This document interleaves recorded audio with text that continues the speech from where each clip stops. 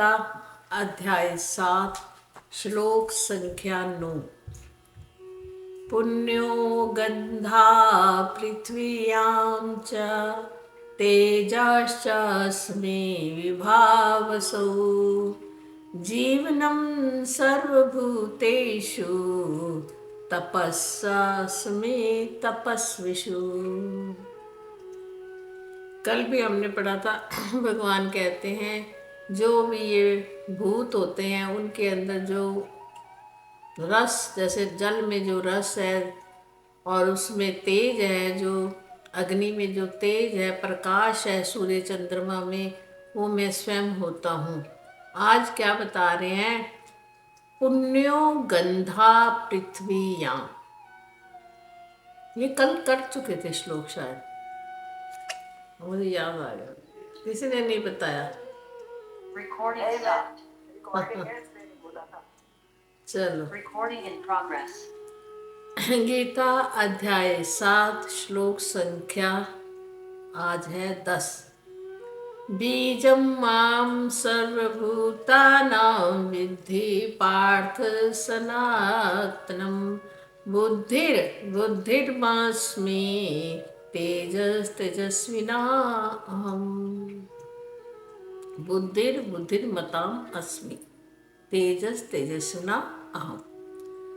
आज भगवान श्री कृष्ण अर्जुन को ये बता रहे हैं कि हे अर्जुन, बीजम सर्वभूताना, सभी जितने भी भूत प्राणी हैं उन सब का बीज मैं हूँ।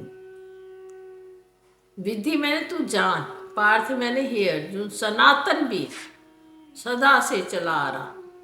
जो चीज सदा से चली आ रही थी उसको सनातन कहा जाता है। फिर कहते हैं बुद्धिर्मताम अस्मि।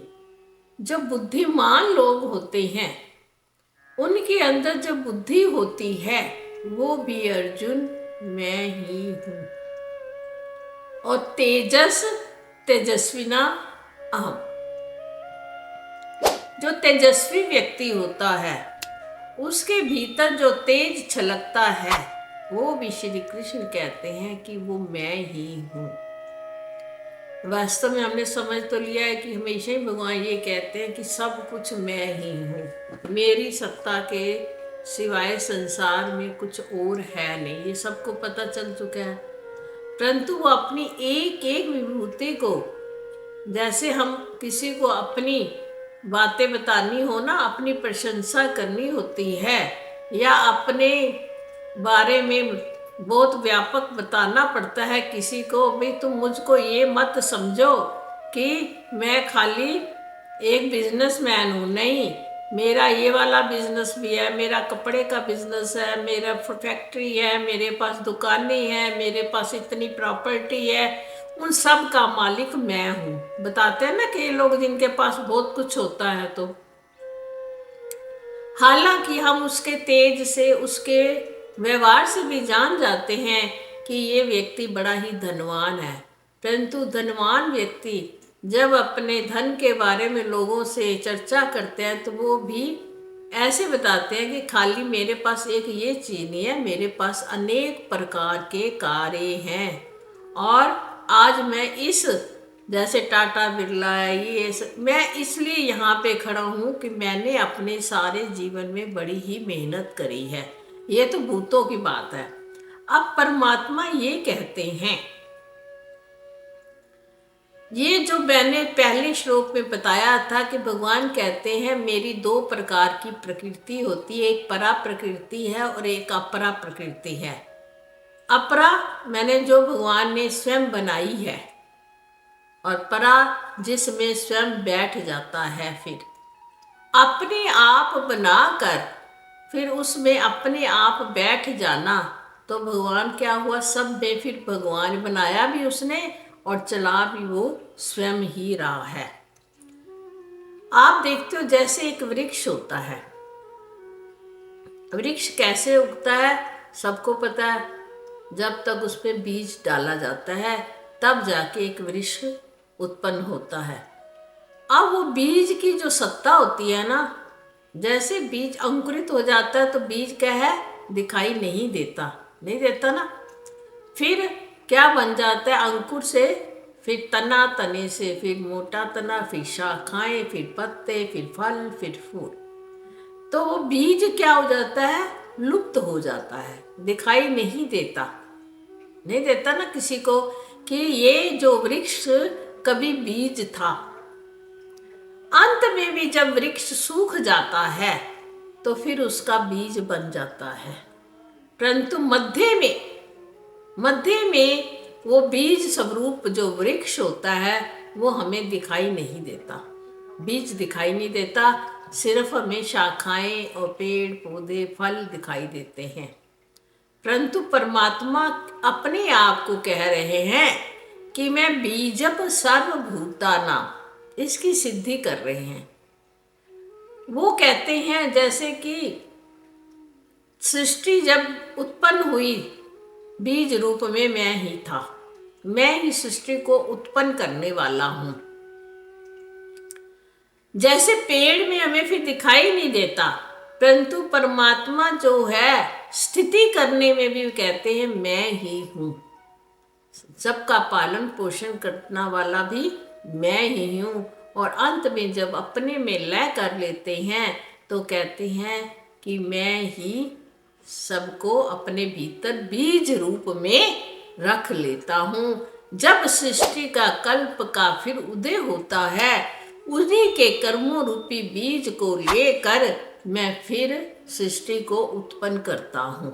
ऐसा ही होता है ना। सारे प्राणियों को जब प्रलय आती है तो भगवान क्या करते हैं, अपने अंदर लीन कर लेते हैं, बीज रूप में रख लेते हैं। परंतु पेड़ का ऐसा नहीं होता।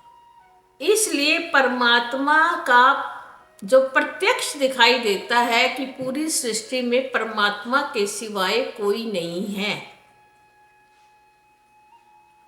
वो ही बीज रूप में बैठे हुए हैं सबके। देखो, उत्पन्न भी हम उनके द्वारा ही हुए और पल भी हम उन्हीं के द्वारा रहे हैं।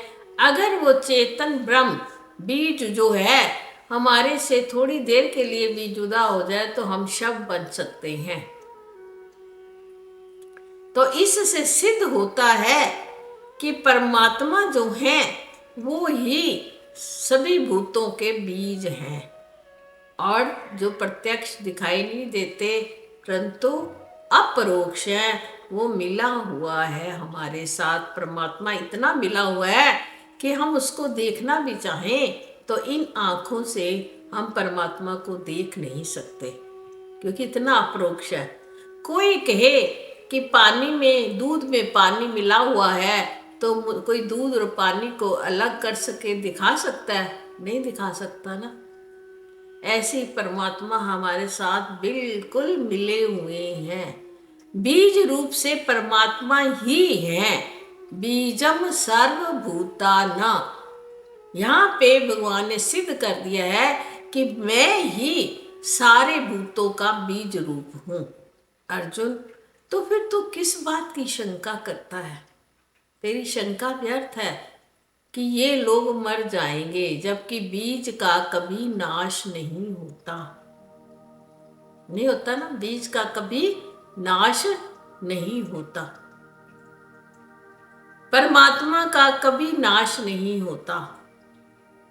ये जो परमात्मा की अपरा प्रकृति है ये ही नाशवान है। अब जीव जो है परा प्रकृति वाला होकर अगर अपरा प्रकृति के साथ अपना संबंध जोड़ लेवे तो अपने को वही माने तो वो उसकी भूल है। अगर मैं अपनी शरीर को ही अपनी आत्मा मानना शुरू कर दूं तो ये मेरी भूल है। शरीर मेरा है और मैं उस शरीर को चलाने वाला हूं। दो बातें हैं। शरीर मेरा जो कि परिवर्तनशील है, जो कि नाशवान है, परंतु मैं उस शरीर को देखने वाला दृष्टा हूं। मैंने अपना बचपन देखा, मैंने अपनी जवानी देखी और मैं अपना बुढ़ापा भी देख रहा हूं। तो मैं कौन हुआ? इस शरीर का साक्षी हुआ। तो मैं ये शरीर तो नहीं हूं ना, फिर मैं कौन हूं? इस शरीर से कुछ अलग हूं। इस शरीर का पालन पोषण करने वाला हूं। इस शरीर की हर क्रिया को देखने वाला हूं। कभी किसी को नहीं पता चला कि हम बूढ़े कब हुए थे। कोई ऐसा दिन बता दो जिस दिन तुम कहोगे उस दिन मैं बूढ़ा होना शुरू हो गया था, परंतु आप बूढ़े हो रहे हो। प्रति क्षण आपके अंदर बदलाव आ रहा है, परंतु उस बदलाव को आप देख नहीं पाते। बहुत समय के बाद फिर आपको पता चलता है, अरे मैं कैसा था, अब मैं कैसा हो गया हूं। आप अभी भी वैसे ही अपने आप को समझते हो, क्योंकि स्वभाव से हम कभी बूढ़े होते ही नहीं हैं, क्योंकि हम आत्मा हैं। आत्मा कभी बूढ़ी नहीं होती। मैं कभी बूढ़ा नहीं होता। ये जो मेरा है, ये जो परिवर्तनशील है, जो नाशवान है, ये ही बदल जाता है। तो हम कहते हैं अब हम वृद्धावस्था को प्राप्त हो गए। तो इससे भगवान ने हमें बताया कि मैं किस प्रकार सभी भूतों में बीज रूप से स्थित रहता हूं, ये बताया ना। फिर आगे कहते विद्धि मैंने तो उसको जान, ऐसा ही है सनातन, सनातन से शुरू से ही मैं ऐसा हूं।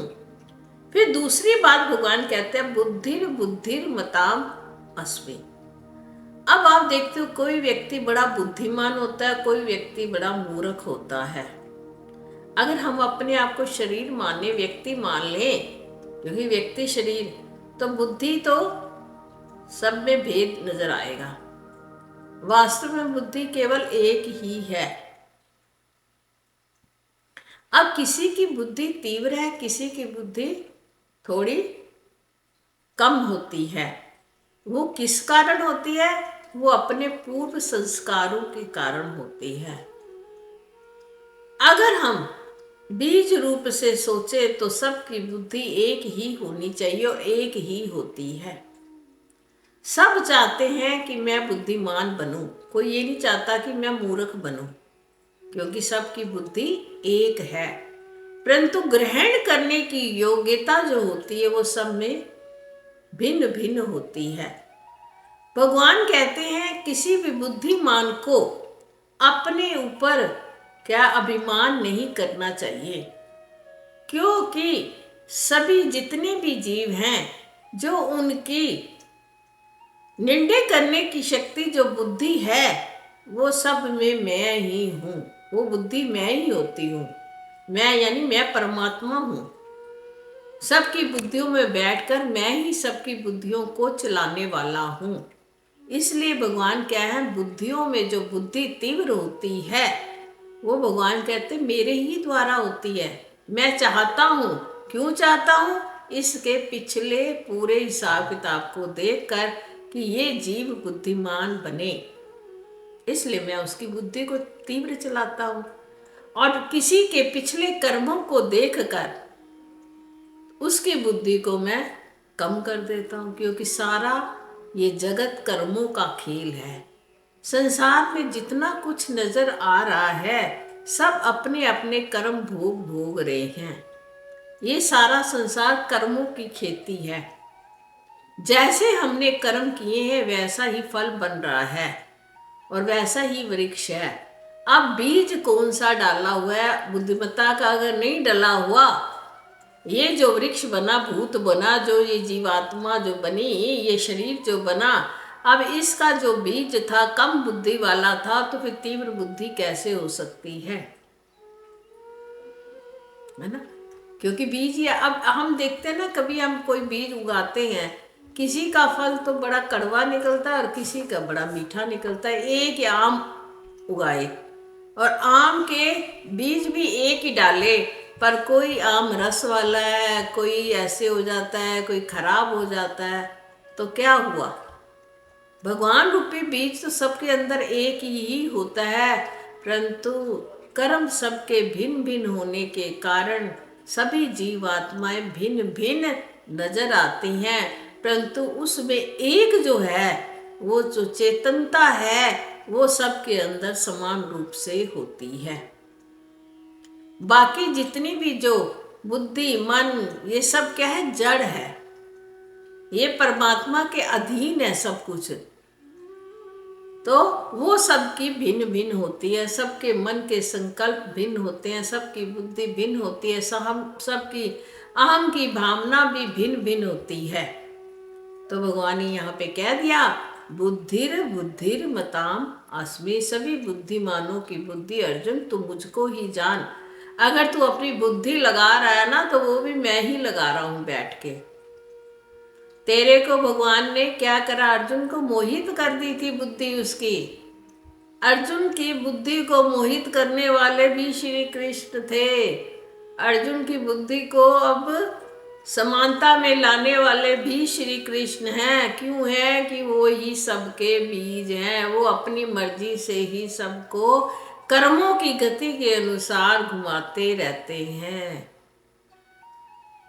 अगला कह दिया, तेजस तेजस्विना आओ। जो बुद्धिमान व्यक्ति होता है ना, जो शास्त्रज्ञ होता है, जो शास्त्रों को अच्छी प्रकार स्वाध्याय करता है, पढ़ता है और परमात्मा में जो सदा लीन रहता है, परमात्मा के चिंतन में सदा अपने समय को व्यतीत करता है, आप देखोगे उन तेजस्विनियों के जो माथे पे एक प्रकार का तेज उत्पन्न हो जाता है। उनका ये जो भाल होता है माथा, वो हम जैसे लोगों से भिन्न होता है। कारण क्योंकि उसके आज्ञा चक्र पे स्वयं भगवान स्थित होते हैं। भाल में आज्ञा चक्र होता है ना, वहां परमात्मा का तेज जो होता है उसके माथे पे तुम्हें स्पष्ट नजर आएगा, अगर तुम्हारे में पहचानने की शक्ति होगी तब। तो भगवान कहते हैं वो जो तेजस्वियों में जो तेज होता है, वो तेज उस जीव आत्मा का अपना नहीं है। वो तेज वहां पर उसने मेरा सदा ध्यान किया है, मुझ में ही सदा रहता है। और मैं कैसा हूं, मैं तेजवान हूं, सारे तेज मेरे भीतर रहते हैं। अब एक चीज के अंदर इतना तेज होता है और उसका थोड़ा सा अंश भी अगर हम अपने में ग्रहण कर लेते हैं, तो वो हमारे अंदर भी वही प्रकाश छलकने लगता है। इसलिए आप देखते हो बड़े बड़े महान व्यक्तियों के माथे पर जो है बड़ा तेज होता है, उनका तेज उनके माथे से छलकता है, क्योंकि वो सदा परमात्मा के अंदर ही अस्त व्यस्त रहते हैं। उनका उठना, उनका बैठना, उनका सोना, उनका जागना सदा परमात्मा के भीतर ही रहता है। वो संसार से बिल्कुल विमुख होते हैं। जो संसार से बिल्कुल विमुख रहता है, संसार के अंदर रहता हुआ भी संसार को अपने अंदर नहीं आने देता, वो तेजस्वी होता है। तेजस्वी होना कोई आसान बात नहीं है।